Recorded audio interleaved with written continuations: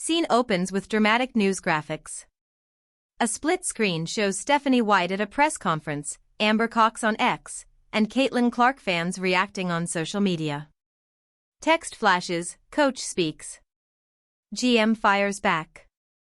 The narrative shatters. The Caitlin Clark controversy has just exploded. And two of the most powerful voices in the Indiana Fever organization have finally responded. Stephanie White, the head coach who's been accused of sabotaging her superstar, has explained the minutes restriction in detail. Amber Cox, the Fever's COO and general manager, has shut down the conspiracy theorists with a blistering message. And the fans? They're stunned. Because the narrative that the Fever organization is celebrating wins without Clark has just been destroyed. Cox took to X and called the accusations nonsense. She reminded everyone that Clark herself is always happy after any Fever win, because she's a great teammate who celebrates the success of her sisters. And White?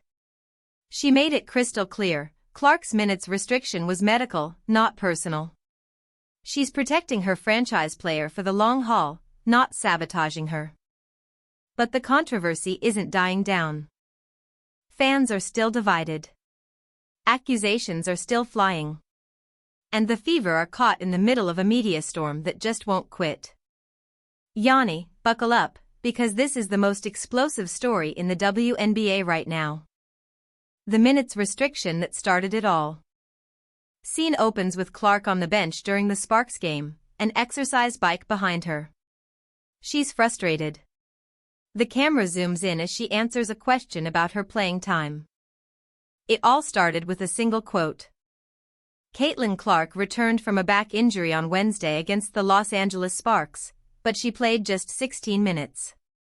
She was sent out in short 3-minute bursts, then pulled back to the bench. The performance reflected the disjointed rhythm. Clark finished with 9 points on 4 of 12 shooting, 1 of 6 from 3, and 4 turnovers.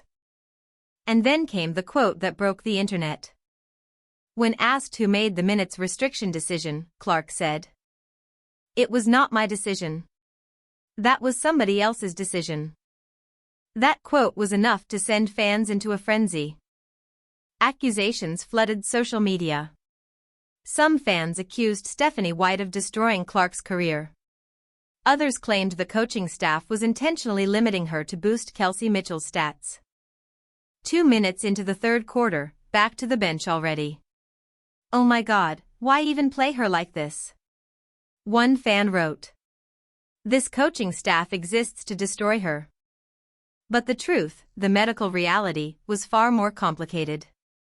Stephanie White's explanation, medical, not personal. Scene opens with Stephanie White at a press conference. She's calm, measured, and unapologetic. She explains the decision step by step.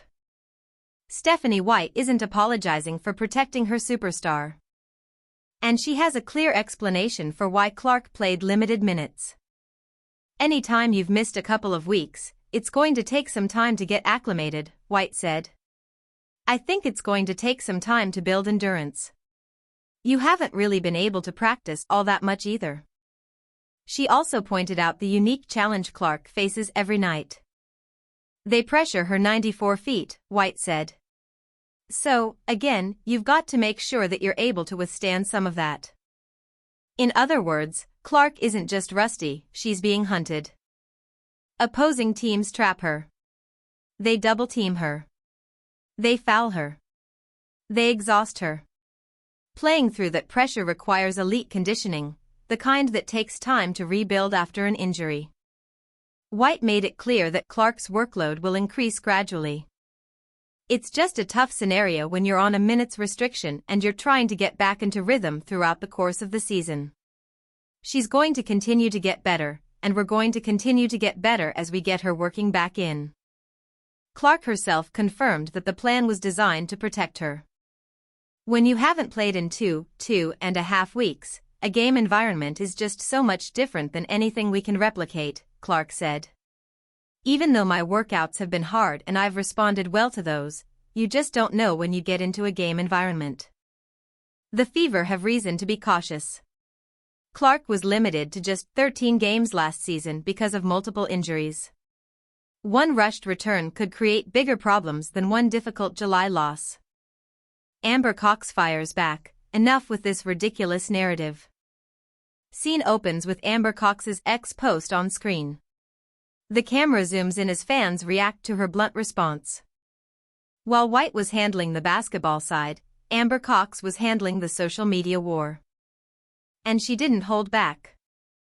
After the Fever's win over the Phoenix Mercury on Thursday, a game Clark missed as part of the management plan, Cox posted a message thanking Fever fans for their support at home and on the road. An ex-user replied, "Amber Cox is always loud after a win without CC." Cox's response was devastating. "Nonsense. You know who is also happy after any win? CC. Because this is a team full of people who celebrate and care for one another, and like all of them, she's a great teammate. We all cannot wait to have CC back on the court. Enough with this ridiculous narrative." Cox's message was clear: the organization is united. Clark celebrates her teammates' success. And the conspiracy theories are baseless. The Fever are 4-0 in games without Clark this season, but that doesn't mean they're better off without her. It means the team has depth, and everyone is stepping up when needed. Cox's blunt response resonated with true Fever fans who know the troll's suggestion is nonsense. The congressional letter, White's awkward moment. Scene opens with Stephanie White facing an awkward question about the congressional letter. She stays calm, keeps her focus on basketball. The controversy took a political turn when 11 Republican members of Congress sent a letter to WNBA Commissioner Kathy Engelbert raising concerns about the physical treatment of Caitlin Clark. The lawmakers suggested the treatment of Clark might be racially motivated, a claim that added another layer to an already heated debate. Stephanie White was put in an uncomfortable position when asked about the letter before Thursday's game. She didn't offer a direct personal response. "Our team made a statement yesterday, so you can find that statement." Asked again how she handles one of her players being mentioned in a congressional letter, White kept the focus on the Fever's priorities. "Again, that's not something we can control. We're not affiliated with those groups. We try to keep the main thing and focus on the things we can control."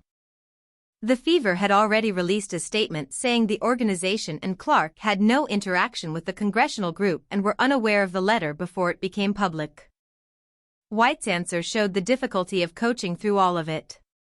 The Fever want to protect their player and keep attention on the season, but Clark's name keeps pulling them into conversations that stretch far beyond the court. What this all means, the Fever are united. Scene opens with a wide shot of the Fever practicing. Clark and Boston are working together. White is watching. The chemistry is visible. Text appears, "Together or not at all." So where does this leave us?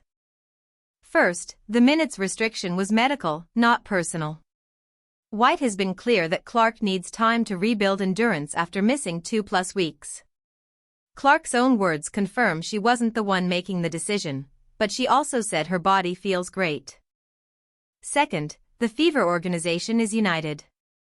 Amber Cox shut down the conspiracy theories with a blunt response that made it clear the entire team, including Clark, celebrates wins together. Third, the Fever are 4-0 without Clark. That doesn't mean they're better off without her. It means the team has depth, and everyone is stepping up when needed. Fourth, the political heat isn't going away. The congressional letter added another layer to the controversy. White handled it with grace, keeping the focus on basketball. The bottom line? The Fever are building something special. It's messy. It's emotional. It's controversial. But that's what greatness looks like before it becomes greatness. Clark will be back to full minutes soon. And when she is, this team, with Clark, Boston, Mitchell, and a united organization, will be dangerous.